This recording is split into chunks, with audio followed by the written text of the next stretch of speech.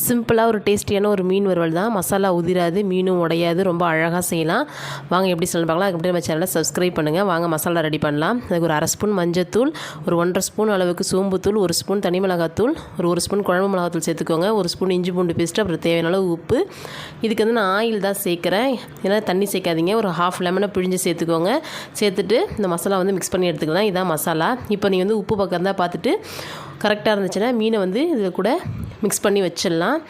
இதை வந்து ஏன் எண்ணெய் சேர்க்குறேன் அப்படின்னா, மீன் வந்து ஒட்டாமல் வரும். உங்களுக்கு நீங்களும் ட்ரை பண்ணி பாருங்கள், ரொம்ப சூப்பராகவே இருக்கும். இப்போ கடாய் காஞ்சத்தோட கொஞ்சமாக ஆயில் சேர்த்துக்கோங்க. ரொம்பலாம் இந்த மீன் வறுவலுக்கு ஆயிலும் தேவைப்படாது. பொரிக்கிறதுனாலும் இதே மசாலாவை ட்ரை பண்ணி பொரிங்க. மீன் சுத்தமாக உடையாமல் மசாலா ஊதிராமல் சூப்பராக வரும். இங்கே பாருங்கள், மீன் எவ்வளோ அழகாக பெரட்டுறதுக்கு வருது, மீன் உடையவும் இல்லை பார்த்தீங்களா. இதை போல் வேறு ஏதாவது ரெசிபி வேணாலும் கண்டிப்பாக கமெண்ட் பண்ணுங்கள். நான் ரெசிபி வந்து நெக்ஸ்ட் வந்து அப்லோட் பண்ணுறேன். உங்களுக்கு பிடிச்ச ரெசிபி சொல்லுங்கள். பிடிச்சிருந்தா நம்ம சேனலை சப்ஸ்கிரைப் பண்ணிவிட்டு லைக் பண்ணி ஷேர் பண்ணுங்கள். தேங்க்யூ.